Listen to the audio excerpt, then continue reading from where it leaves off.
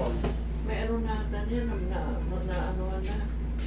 Yan o, nag-double yung ano. Pag nag-double yung ano, parang tumanda yung kamay ni Mom. Do.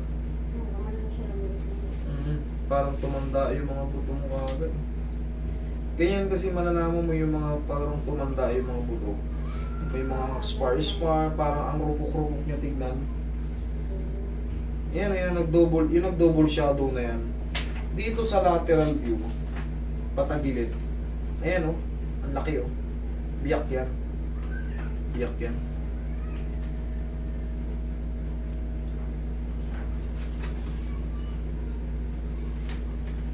Ilang buwan na yan, ma'am? Pag-performance. Pag-performance. Ako, nag-iilom na yan. 3 to 4 months. Kasi nakano nga yan, Nakakas. nakano yan dati. 4.5 months May siya galing yan nakafasting. orthopedic. There is a cortical break involving the distal radius. Okay, cortical break in the... Ito ang distal radius natin, yung malaki. Ito, ulna. Ayan, nagkaroon ng cortical break. Kaya nga, ang mangyayari dyan, gagaling din naman yan. Ang problema, gano'n ka nga? Hindi ko siya mayan. Yan ang magiging problema. Oblique position. Ganun na talaga po siya. Mababawasan ng konti man, pero dapat yan, nung nagkaroon ng ganyan na tukod nyo, isa bagay, mahirap magmagaling eh. Mahirap yung sa akin kayo kagad lalapit eh. Kasi magagalaw pa natin yan. Pagka ano kasi yan, very ano lang eh. Kumbaga, logic na lang, nakatabingi, ikakas mo ngayon. Siyempre, hihilom yun na nakaganon. Oo. Hihilom yan na nakaganyan. Pero kung yan ay marunong, kunyari, nadala sa marunong, Mali nga yung... Oo. gaganin lang yan, oh. Pipilitin ko, at least maayos yung birth. Tsaka ikakas. Kakasin natin ngayon ng ano, kung dito nyo ilapit yan, yung mga ganyang cortical break lang. Ikakas ko ngayon yan ng karton. Kasi yan, pag katulad yan, naghilom na yan. 3 to 6 months kasi, lalo yan, cortical break lang ng konti sa ano, sa head ng distal radius. Very ano yun, madulas lang yun, madulas lang. Gaganunin ko lang yan. Oh. Masakit man, pero gagaling siya may gagano mo. Ngayon, tumigas na yan. Madadagdagan lang ng konti yan. Konti na lang. Madadagdagan ko lang ng konti, may gagano mo yan, pero hindi siya mapiperfect. Bakit? Kasi hindi na yan dudulas. Hindi na yan dudulas. Meron nang haharang dito. Kalaman na siya. Ayan yung dulo na yan. Oh. Hindi na yan dudulas.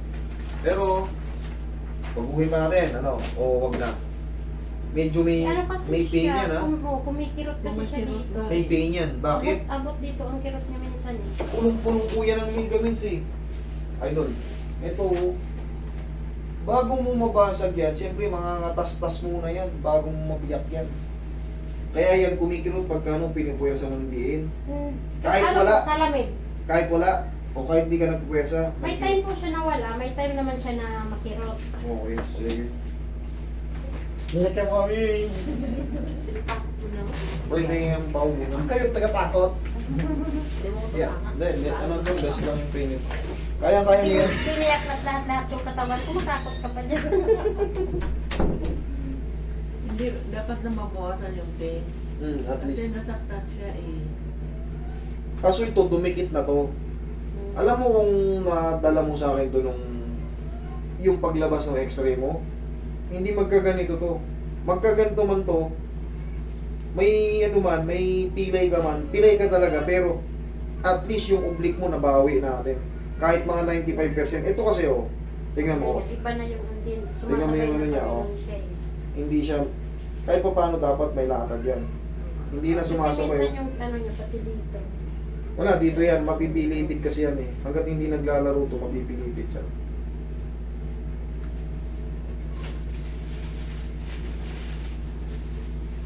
Pero wala tayong gagawin eh. Ang pinaka gagawin na natin dito, subukan ma-adjust pa. Kasi talaga, lalapit tayo sa mga ano eh. Orto talaga ang Gusto nga gagawin. nila yan, ano yung opera. Dapat, Pero, Lagyan daw ng nung bakal. ano, lalagyan ng pin yan eh. nung nagpa-x-ray ako na nakita nila may laman na daw. Ah, bakit? Late ka ba? Late ka ba nagpa-x-ray? Hindi naman, ano po. Nagpaano din naman ako, kaso mali yung napunta. Yun ang napuntahan niya mali. doktor na ano lang Oo, yun. yung ano, batch. hindi Simple siya sa- knowledge lang. Hindi siya yung may special sa buto. Oh. Especially sa ano. Ang ortho means bones. Ginawa nung una kasi, sinimento niya lang talaga. Wala siyang correction na ginawa. Kaya ang nangyari, parang nagkaroon na siya na naman. Tapos nung sumunod na doktor, Doma. Basta huwag matanggal yung braso ko. Matapang yan eh. Hindi yan, ito. Pag may mga fracture pahatak, hindi yan madadamage kasi yung joint lang inuunat dito. Hindi yan mapapfracture ulit. Tapang yan eh.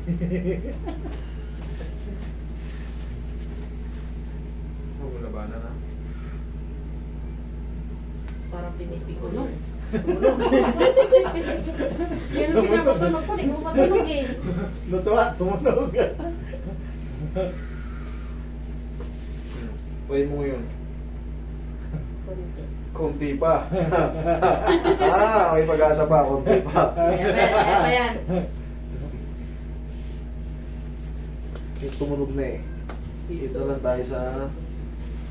Roy, hawa mo rito, Roy. Kailangan to dumulas eh. Kasi ito, basag to. Basag yan, yung cortical natin dyan. Okay, siguro yun ako may pero... Basag yan eh. Sumigil pa na. Tama! Paano di mo mabasa? Ginampas ba naman sa Tumunog. Tumunog? Galing, di ba? Ikaw ba naman bakal na ng pasin? Hindi siyempre.